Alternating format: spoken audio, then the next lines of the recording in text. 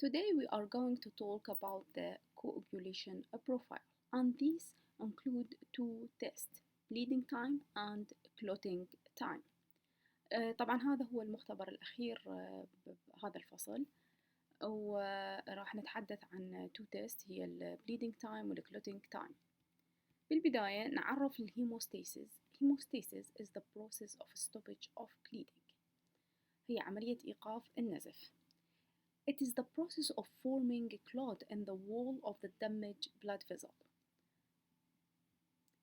and preventing blood loss while maintaining blood in a fluid state within the vascular system. إذن هي عملية إيقاف النزف عن طريق تكوين blood clot بمكان الإنجري حتى أمنع البلاد لوس. بنفس الوقت ما راح أثر على fluid state of blood inside the blood vessel. We can divide the hemostasis in 4 stages. The first stage is the vasoconstriction, which is the spasm of the wall of the blood vessel at the site of the injury. And during the second stage, the platelet which present in the circulation will be accumulate at the site of injury in order to close the wound and to stop the bleeding. And this called platelet plug formation. Third stage is the formation of a blood clot, which is formed by the activation of the clotting factor which is present in the circulation and this activation lead to the formation of the fibrin from the fibrinogen, and the fibrin will form a network that enforce the platelet plug in order to stop the bleeding. And finally, the fourth stage, which is considered as the beginning of the healing process, is called fibrinolysis, which means the dissolution of the clot. بعد ما وضحنا لكم الستيج of hemostasis بصورة مختصرة، المفروض انتم ماخذيها طبعا بالنظري بصورة أكثر تفصيلا.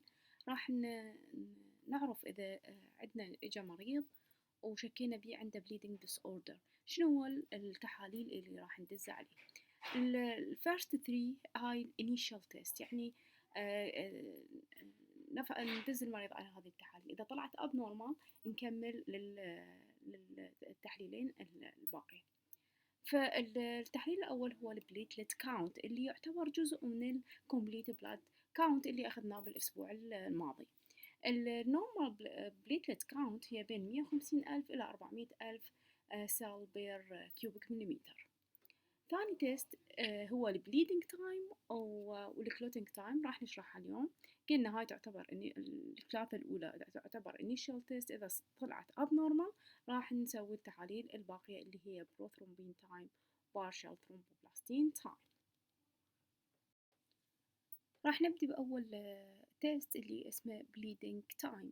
تعريف bleeding time is the time taken for a standard skin wound to stop bleeding. واضح من التعريف، هو الوقت اللي ياخذه جرح عادي حتى يوقف البليدنج.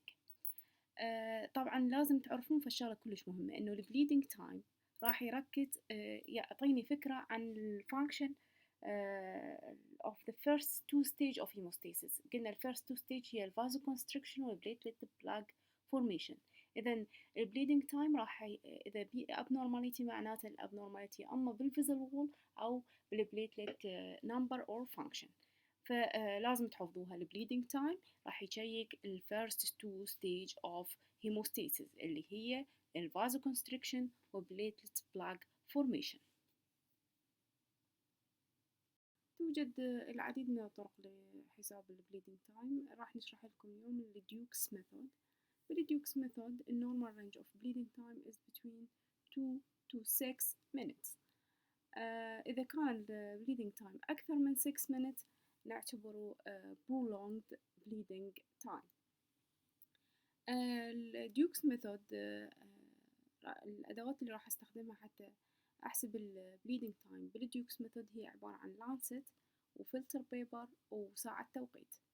السايت اللي راح أسوي بيه بانكتشر يا أما الإير لوب أو الفينجر نفس الشكل.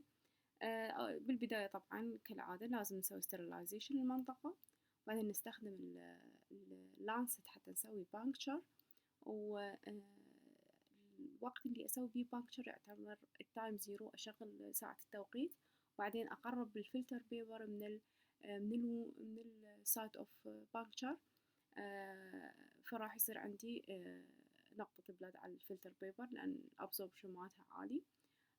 وأكرر هاي العملية every 30 second، كل 30 ثانية أقرب الفلتر بيبر من السايت اوف بانكتشر إلى أن يوقف البليدنج. فراح أحسب الوقت من بداية البانكتشر إلى أن توقف البليدنج، هذا يعتبر عندي البليدنج تايم.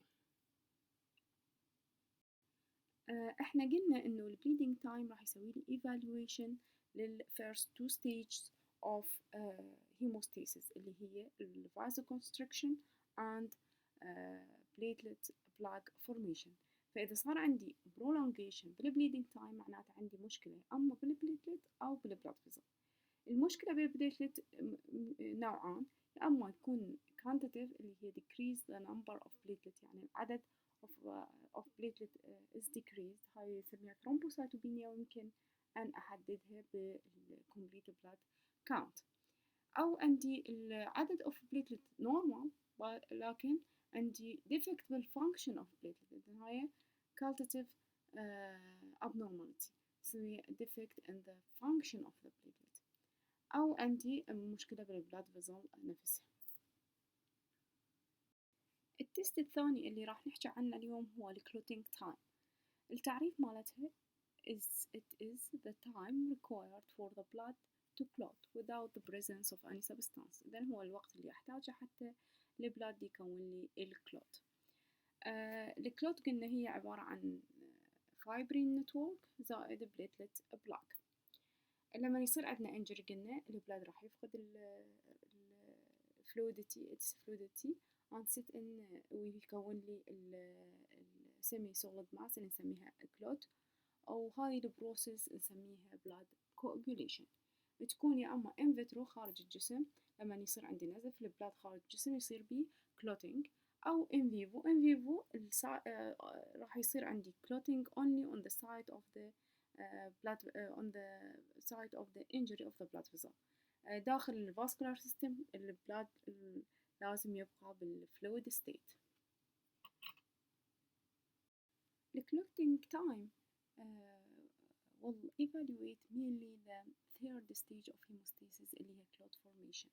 إذا الكلوتينج تايم راح يحدد لي فعالية ال third stage of hemostasis اللي قلنا خلالها راح يصير عندي activation of the clotting of series of clotting factor in order to form the fibrin network from the fibrinogen.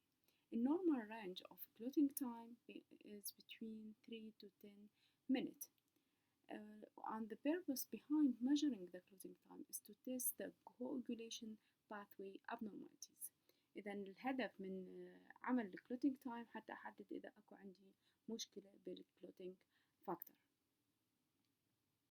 حتى أحسب الكلوتينج تايم راح أشرح لكم تو ميثود. أول ميثود نسميها capillary tube method رايتس ميثود. بهاي الطريقة راح أستخدم capillary tube يشبه التيوب اللي استخدمناه بالبي سي في، زائدا ساعة توقيت and lancet.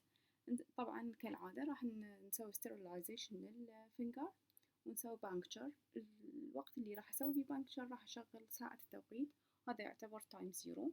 بعدين أقرب الكابيلاري تيوب من البلاد دروب وأخليها تمتلي تقريبا ثلثيها، وبعدين أبلش every 30 second كل نصف دقيقة راح أكسر جزء من هذا التيوب إلى أن يتكون عندي الفايبرين ثريد. لما يطلع عندي الفايبرين ثريد هو هذا نسجل الوقت ويعتبر هو هذا التايم اللي الكلوتينج تايم. الطريقة الثانية اللي أستخدمها حتى أحسب الكلوتينج تايم نسميها سلايد ميثود. بهذه الطريقة راح أستخدم سلايد، أستخدم لانست وساعة توقيت، وبالبداية راح أسوي sterilization للفينجر وأسوي فينجر بانكتشر وأسجل أعتبر هذا الوقت هو الوقت زيرو، وأفتح ساعة التوقيت، وبعدين أخلي الدروب أوف بلاد على السلايد، أو أستخدم يا أما وودن ستيك أو لانست حتى أحرك أرفع الدروب أوف بلاد إلى أن يتكون عندي every 30 second، كل 30 second أسوي هاي الحركة. أستخدم الودن ستيك، أدخلها بالبلاد دروب وأرفعها إلى أن يظهر عندي هذا الثريد. إذا تركزون واضح بالصورة، وأسجل الوقت. Medical applications. The prolongation of clotting time is due to إذا صار عندي clotting time more than 10 minutes، معناته عندي abnormality بيا مكان clotting factor، لأن قلنا إحنا clotting time راح يسوي لي evaluation لل third step of hemostasis which is the clot formation. إذا عندي defect clotting factor، يا أما هي نفسها clotting factor عندي بيها defect فنسميه coagulation disorder، أو فيتامين K deficiency. زين شنو علاقة الفيتامين K؟ فيتامين K is necessary for the production of 4 important clotting factor which is the second prothrombin and the 7 and 9 and 10 clotting factor. فإذا الفيتامين K ضروري لصناعة بعض الكلوتينج فاكتور، فإذا صار عندي نقصان بالفيتامين K يمكن أن يؤدي لي إلى prolongation بالكلوتينج تايم. الثالث الليفر ديزيز. ليش الليفر بالذات؟ لأن الليفر is the site of production of clotting factor. الحالة الرابعة اللي يصير عندي prolongation بالكلوتينج تايم هي overdose of anticoagulant drug، مثل الورفرين والهيبارين اللي هي الأدوية اللي أستخدمها بالناس اللي عندهم high risk of intravascular clotting. إذا أنا عندي قلنا in vivo المفروض ما يصير عندي clotting بس فقط في مكان الانجري بالبلاد فيزل، إذا صار عندي inside the blood vessel راح يسوي لي مشكلة كبيرة. لذلك الناس اللي معرضين أن يصير عندهم in vivo blood clot نعطيهم anticoagulant drug، بس إذا زودت الجرعة راح يصير عندي risk of hemorrhage ويصير عندي prolongation بالclotting time. فمن الضروري من أخذ قبل ما أجري أي تيست لازم أخذ من المريض معلومات هل هو ياخذ أدوية أو لا.